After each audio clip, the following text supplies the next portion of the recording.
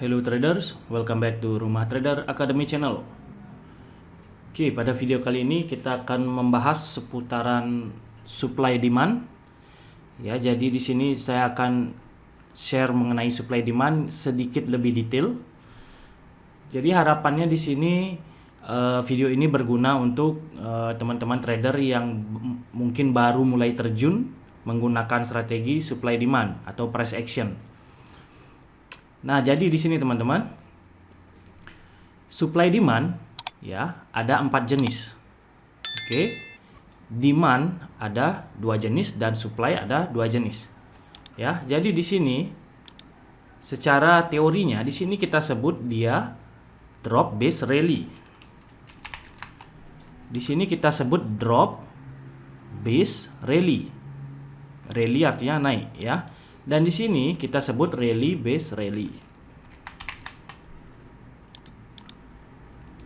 Oke. Dan untuk supply di sini kita sebut rally base drop. Dan untuk continuation-nya di sini kita sebut drop base drop. Nah, di sini teman-teman untuk drop base rally, untuk drop base rally dan juga rally base drop, ya kan? Nah, ini adalah supply demand yang bersifat apa? Bersifat reversal. Atau dia berubah arah dari arah turun menjadi arah naik. Oke? Bukan tren ya. Bukan tren, tapi arah. Oke, teman-teman? Ya, jadi bukan tren, ingat. Tren dan arah itu berbeda ya. Jadi di sini mungkin saja trennya turun tapi arahnya berubah naik dulu untuk koreksi, misalnya seperti itu ya. Dan untuk rally base rally dan juga drop base drop, nah ini adalah sifat continuation ya, atau arahnya berlanjut dari arah turun. Di sini dia membuat base ya, lalu melanjutkan penurunan.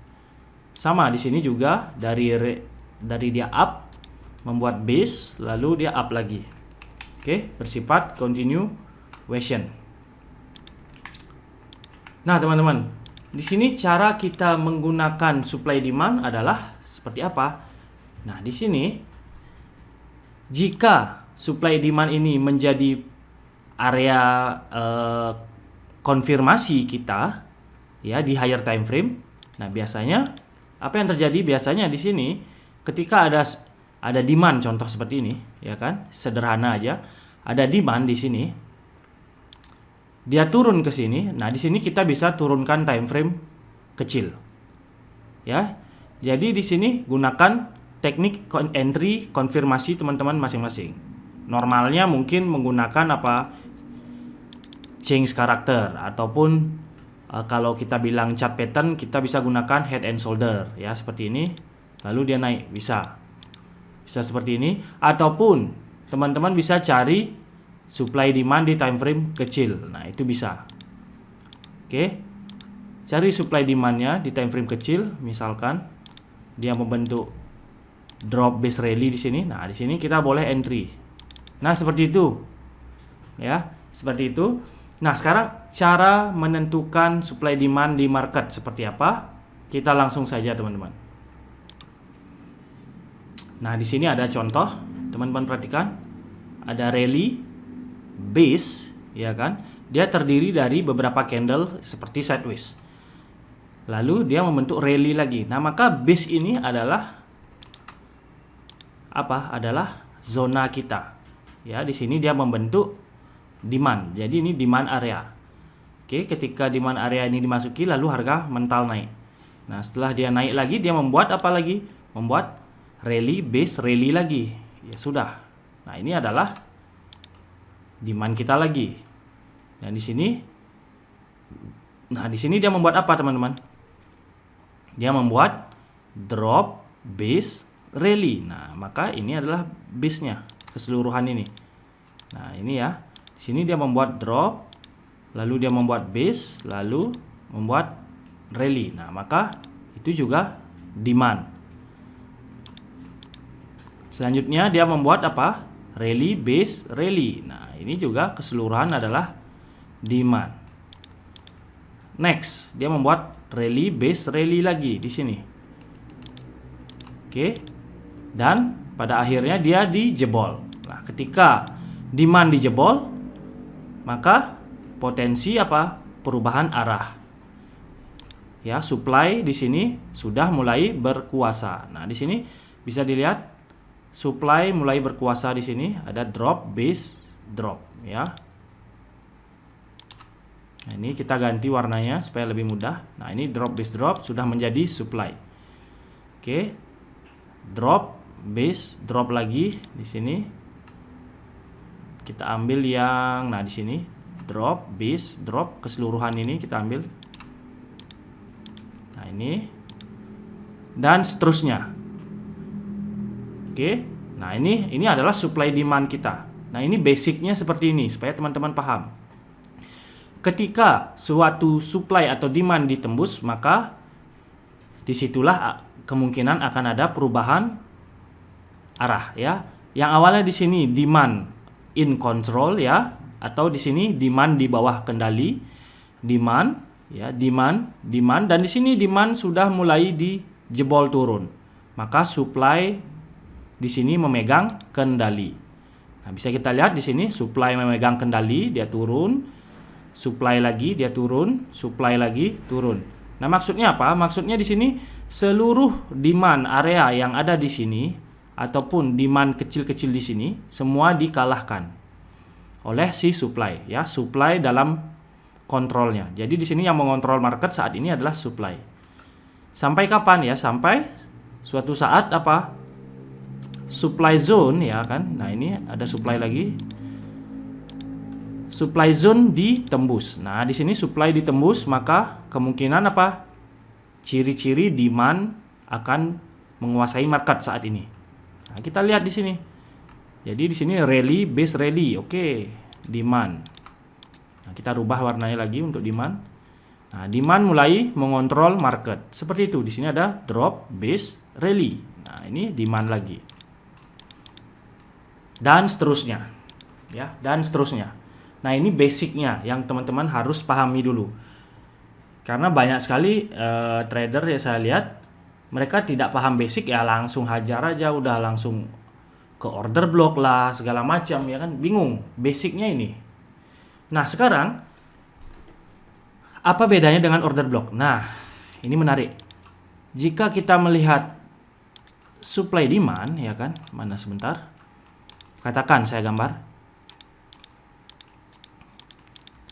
Nah, ini ada rally base rally ya kan, ada demand. Nah, order block itu yang mana? Nah, order block itu adalah pergerakan terakhirnya sebelum dia bergerak naik signifikan. Nah, di sini. Nah, ini adalah order block. Oke, atau kita memperkecil zona demand kita yang awalnya demand ini besar, kita perkecil menjadi sekecil ini. Nah, jadi risikonya lebih kecil. Nah, seperti itu. Jadi biasanya order block itu berada di ujung-ujung. Di ujung-ujung dari supply demand ya, biasanya ya. Oke, kita cari contoh. Nah, misal seperti ini. Nah, di sini ada demand. Order blocknya mana? Nah, ada di ujung-ujung bawah sini. Nah, ini adalah order blocknya. Ya kan? Dan begitu juga seterusnya. Nah, di sini ini ada demand lagi, order blocknya mana? Nah, di kecil-kecil di sini. Nah, di sini order block. Di sini juga order block. Dan seterusnya. Untuk supply juga sama di sini, ada supply, order block mana? Di atas sini. Di sini supply, order blocknya mana? Ini, ya. Di ujung-ujung ini adalah order block. Oke, nah itulah supaya teman-teman paham dulu basicnya. Jadi banyak yang salah kaprah mengenai order block, supply demand, banyak yang salah kaprah. Inilah basicnya teman-teman. Ya. Nah, jika supply atau demand ditembus, disitulah terjadinya biasanya apa? Swap zone. Oke, kita akan bahas swap zone. Oke, di sini contoh sederhana aja. Nah, inilah kita pakai ini ya. Ketika ada suatu SND ya, di sini ada demand dia wajib di apa? Demand tersebut wajib dites dan berhasil. Oke, berhasil memantulkan harga. Artinya apa? Artinya demand ini bekerja dengan baik. Nah, setelah dia berhasil membuat harga mantul, oke, tiba-tiba di sini apa yang terjadi? Bom, turun. Harga menembus demand tersebut. Nah, disinilah terjadinya swap zone. Swap zone itu maksudnya demand berubah menjadi supply. Oke, di sini ini adalah supply-nya. Ini adalah supply yang menjebol si demand tersebut. Inilah yang kita sebut swap zone. Maka kedepannya ketika harga di sini balik ke area supply ini lumayan bagus untuk turun seperti itu. Oke, kita coba lihat contohnya. Nah, di sini ada contoh, teman-teman. Perhatikan. Ada supply di sini, ya kan? Ada supply. Apakah supply ini valid atau apakah supply ini kuat? Kita lihat, ternyata dia sempat dites. Dan harga berhasil turun, maka di sini terbukti supply ini kuat. Ya, mampu membuat harga turun. Lalu di sini tertahan lagi 2 kali dan akhirnya dijebol. Nah, setelah dijebol, kita lihat base yang mana yang menjebol si supply ini. Kita lihat. Ternyata ada rally base rally. Nah, ini ada rally base rally. Nah, di sini ada order block. Oke, kita lihat harga balik ke sini lalu mantul naik. Nah, itulah yang kita sebut swap zone. Kita bisa gunakan. Mulai paham ya? Nah, jadi seperti itu sistemnya. Supply demand itu tentang perlawanan, mana yang lebih unggul ya. Jadi kita di market usahakan mengikuti arahan dari mana yang menguasai market saat itu. Ya, jadi apakah saat itu si supply menguasai market atau si demand ya. Jadi jika supply yang memegang kontrol, kita fokus mencari peluang sell-nya. Nah, seperti itu teman-teman. Sederhana. Seperti itu ya, sederhana. Nah, dan kita lihat jika harga ada membuat swap zone, itu perlu diperhatikan. Karena swap zone ini sangat lumayan kuat ya, lumayan bagus. Oke, seperti itu teman-teman. Jika video ini bermanfaat, bisa bantu subscribe, like, dan juga komen. Share juga ya ke teman-teman trader lainnya. Supaya channel ini semakin banyak lagi bisa membantu teman-teman trader pemula khususnya. Oke, see you on the next video.